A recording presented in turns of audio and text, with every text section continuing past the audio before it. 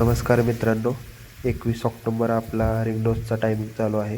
Ring dose करताना आपण कशा पद्धतीने केला तुम्हाला मी दाखवत आहे मित्रांनो आता. आपण रोपाच्या दोन्ही साईडला खुरप्यानं अशा पद्धतीनं लाईनी मारून घेतल्या होत्या.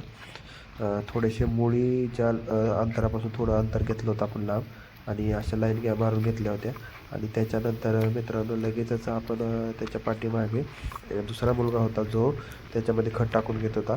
त्यासाठी आपण एक बाटलीचं कापून घेतलं होतं आणि एक्झॅक्ट 175 ग्रॅमच्या आसपास वजन भरेल असं माप केलं होतं आणि ते ह्याच्यामध्ये टाकून घेतलं होतं.